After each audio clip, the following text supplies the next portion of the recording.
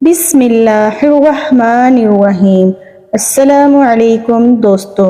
ناظرین، قربانی کرنا کن لوگوں پر واجب ہے؟ کون سے لوگوں کے لیے قربانی کرنا ضروری ہے؟ قربانی کرنے والوں کو کتنا اجر و ثواب ملے گا؟ اور قربانی کرنے کی فضیلت کیا ہے؟ یہ تمام معلومات آپ کو اس ویڈیو میں دیں گے، لہٰذا ویڈیو کو مکمل دیکھیے گا۔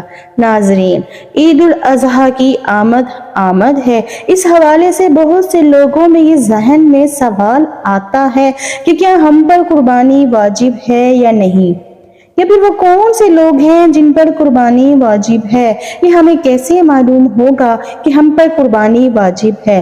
اس کی شرائط کیا ہے؟ سب سے پہلے تو یہ سمجھنا ضروری ہے کن لوگوں پر قربانی ہوتی ہے۔ اگر آپ پر قربانی واجب ہے اور آپ نہیں کرتے تو آپ گناہگار ہوں گے۔ قربانی کے حوالے سے یہ بہت ضروری مسائل ہے، تو ہر مسلمان کے لیے سمجھنا ضروری ہے۔ زید بن ارقم رضی اللہ تعالی عنہ کہتے ہیں، رسول اللہ صلی اللہ علیہ وآلہ وسلم کے صحابہ نے عرض کیا، اللہ کے رسول صلی اللہ علیہ وآلہ وسلم، ان قربانیوں کی کیا حقیقت ہے؟ آپ صلی اللہ علیہ وآلہ وسلم نے فرمایا، تمہارے والد ابراہیم علیہ السلام کی سنت ہے۔ سبحان اللہ۔ لوگوں نے عرض کیا، تو ہم کو اس میں کیا ملے گا؟ آپ صلی اللہ علیہ وآلہ وسلم نے عرض کیا، ہر بال کے بدلے ایک نیکی ملے گی۔ لوگوں نے عرض کیا، اور بھیڑ میں اللہ کے رسول صلی اللہ علیہ وآلہ وسلم؟ آپ صلی اللہ علیہ وآلہ وسلم نے فرمایا، بھیڑ میں بھی ہر بال کے بدلے ایک نیکی ہے۔ سبحان اللہ۔ قربانی ایک اہم مالی عبادت ہے۔ نبی کریم صلی اللہ علیہ وآلہ وسلم نے ہجرت کے بعد 10 سال تک مدینہ منورہ میں قیام فرمایا اور ہر سال قربانی فرماتے رہے، جس سے معلوم ہوا قربانی صرف موقع ہی کے لیے مخصوص نہیں، بلکہ ہر شخص کے لیے ہے جو صاحب نصاب ہو، چاہے وہ کہیں بھی رہتا ہو۔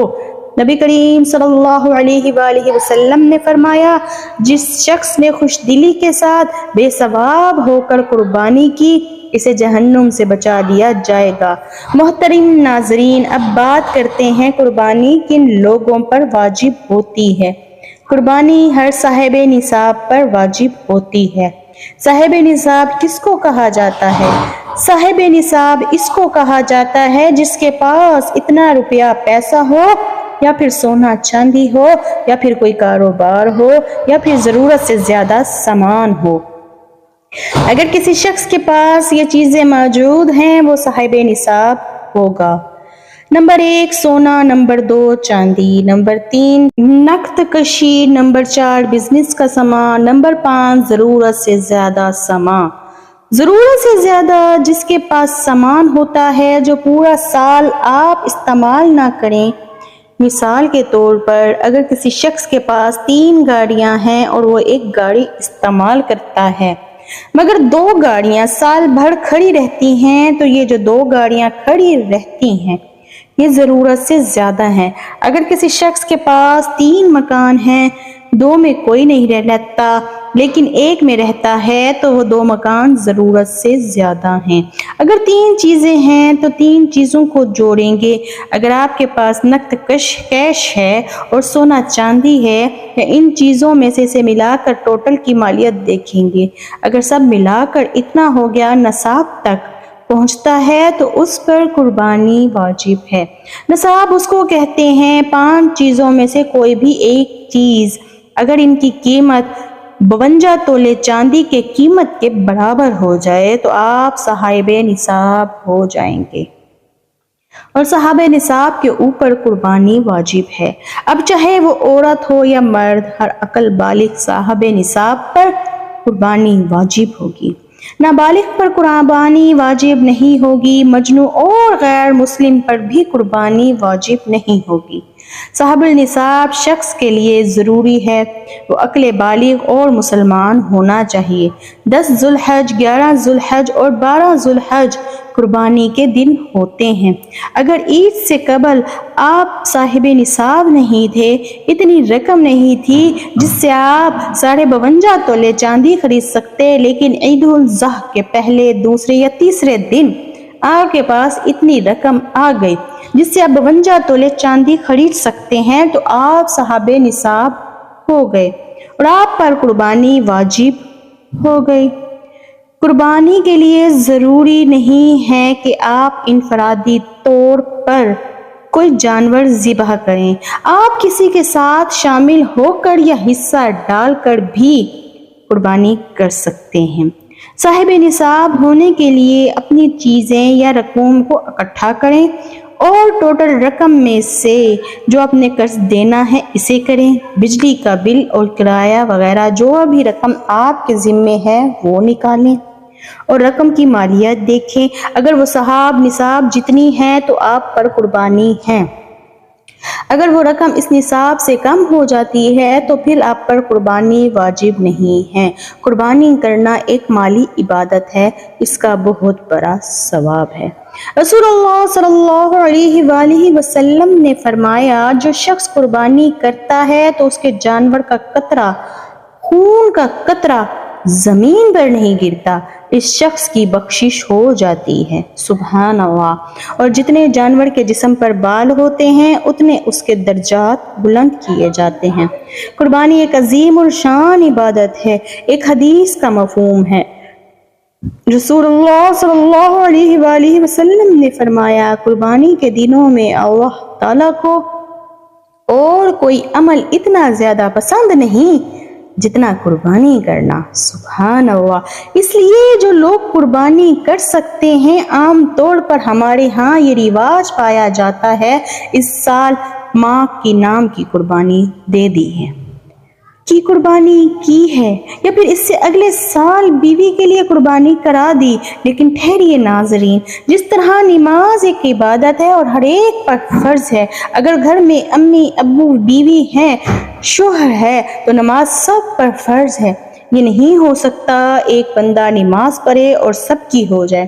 جس کے اوپر فرض ہے وہ خود ادا کرے تب نماز ہوگی۔ اس طرح قربانی اگر بیٹے پر واجب ہے تو بیٹا کرے، اگر اس شخص کے والد پر نصاب پورا ہے تو اسے بھی قربانی کرنی ہوگی۔ اسی طرح اگر ماں بھی صاحب نصاب ہو تو وہ بھی قربانی کرے گی۔ ہمارے ہاں اکثر ایسا ہوتا ہے، قربانی کو اجتماعی عبادت سمجھا جاتا ہے، بس ایک گھر والے کوئی مویشی لاتے ہیں اور قربانی کر دیتے ہیں اور سمجھتے ہیں یہ سب کی طرف سے قربانی ہو گئی، مگر ایسا نہیں ہوتا۔ جتنے لوگوں پر قربانی واجب ہے تو سب کو قربانی دینی ہوگی۔ شوہر اپنی بیوی کی طرف سے کر سکتا ہے، مگر اگر خود بھی صاحب نصاب ہے تو اسے اپنی بھی قربانی کرنی ہوگی۔ اسی طرح بیٹا ماں کی قربانی بھی کر سکتا ہے، اگر اس صورت میں وہی ہوگی کہ اگر ماں بھی صاحب نصاب ہو اور بیٹا بھی، تو اس صورت میں 2 قربانیاں کرنی ہوگی۔ تم میں سے جس نے بھی قربانی کرنی ہو تو اسے چاہیے ذوالحج کا چاند نظر آ جائے تو اس کے بعد بال اور ناخن نہ کاٹے، کیونکہ یہ حکم نبی کریم صلی اللہ علیہ وآلہ وسلم سے منقول ہے، اسی لیے اس عمل کو مستحب قرار دیا گیا ہے۔ قربانی کرنے والے اپنے ناخن اور بال اس وقت تک نہ کاٹیں جب تک قربانی نہ کر لیں۔ قربانی حضرت ابراہیم علیہ السلام کی سنت ہے اور نبی کریم صلی اللہ علیہ وآلہ وسلم کی بھی۔ قربانی کرنے کا حکم دیا گیا ہے۔ ارشاد باری تعالیٰ ہے، تو تم اپنے رب کے لیے نماز پڑھو اور قربانی کرو۔ قربانی کرنے کے بعد بہتر یہی ہے کہ گوشت کے 3 حصے کیے جائیں، ایک حصہ اپنے لیے، دوسرا حصہ اپنے دوستوں اور رشتہ داروں کے لیے اور تیسرا حصہ غریبوں، مسکینوں اور فقیروں کے لیے قربانی کا گوشت۔ کافر، مشرک، ہندو اور بے دین مرتد کو نہ دیں اور گوشت کسائی کو اجرت پر نہیں دے سکتے۔ اللہ تعالیٰ تمام مسلمانوں کی جو بھی قربانی کریں ان کی قربانی قبول فرمائے اور تمام لوگوں کو یہ نیکی کا کام کرنے کی توفیق دے اور ان کی قربانیوں کو اپنی بارگاہ الہی میں قبول و منظور کرے اور نبی پاک صلی اللہ علیہ وآلہ وسلم کی ہم سب مسلمانوں کو ہر سنت پر عمل کرنے کی توفیق دے۔ آمین یا رب العالمین، آمین۔ دوستو، اگر آپ کو یہ ویڈیو اچھی لگے تو چینل کو سبسکرائب کر کے کمنٹ میں ضرور بتائیے گا۔ جزاک اللہ۔